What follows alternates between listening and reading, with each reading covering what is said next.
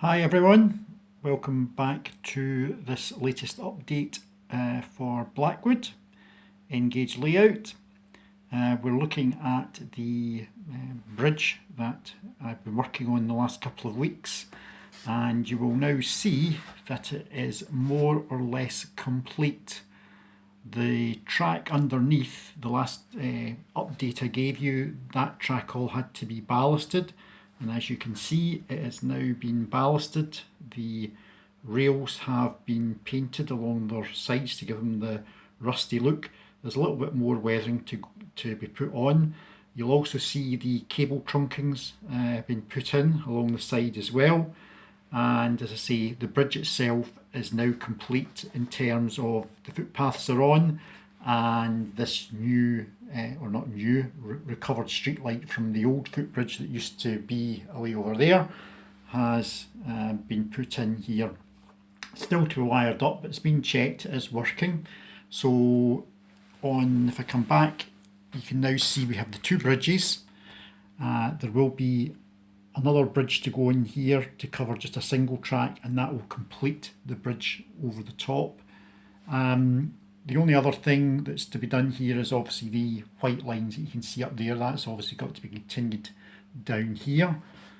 Now the other thing that I've been working on is this here.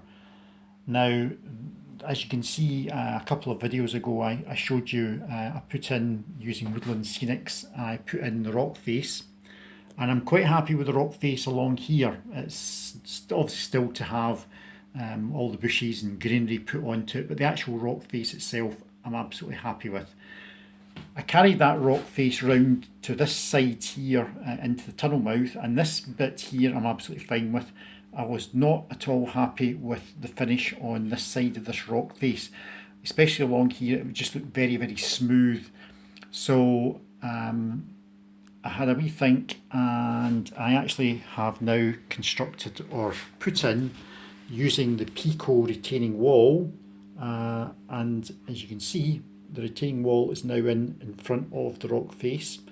There was a little bit of carving had to be done to take off some of the wee bumps to allow the rock face in, but this here was a bit of a pain to, in actual fact, go in.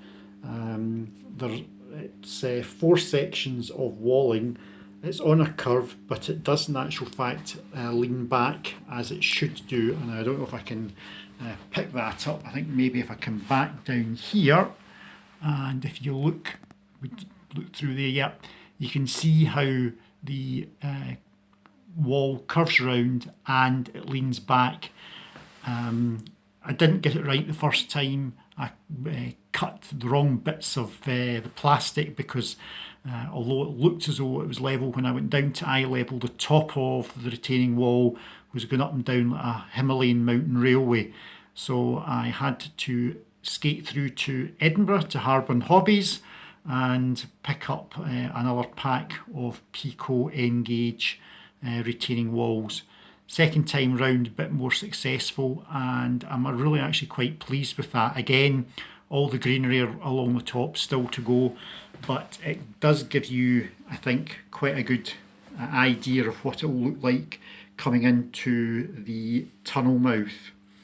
As you can see, apart from ballasting underneath the track here, the ballast has been carried along, so we have the ballast more or less round to here, and it's been carried on round to this part here. It hasn't been any more further work, or no further work been done in this area here. Still waiting to put the plaster cloth on here. There's a small bit obviously of this side to be filled in with the rock face on this side, and then this gap here has to be filled in.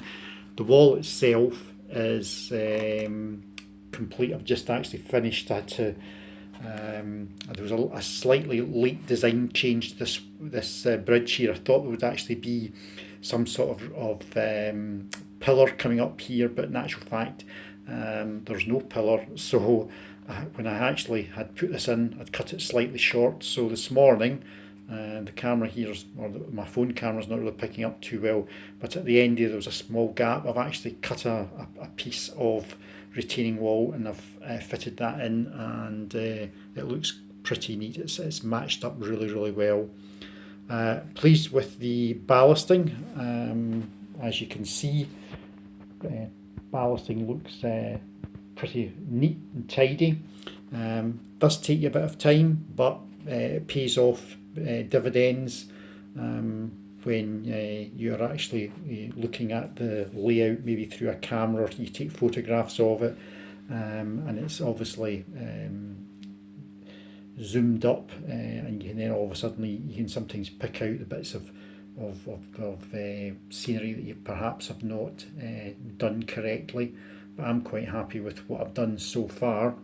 So apart from the bridge and the ballasting and the wall, that's about it for now. Started to paint this next bit of track along here, so this will be the next bit to get ballasted, and as I say, I'll probably carry on working round about here, probably fill in the plaster cloth, etc., and start to try and get this bit finally finished. Obviously we've got the tunnel mouth sitting here propped up, so probably this other area here will also be the next bit. That's not, in actual fact, it's just a bridge sitting on the top there. That's not the finished bridge, that's not, that was just been plonked there out the way. So that's it for just now. Hope you've enjoyed this update. Previous video to this, I did show some of the trains actually running around the layout, because I'm very conscious that these videos don't actually show any trains running. So just to prove that they do run, I posted a video prior to this one with some of the trains actually running through into the fiddle yard. That's all for now. Hope you've enjoyed this. Feel free to make any comments. Cheers, bye.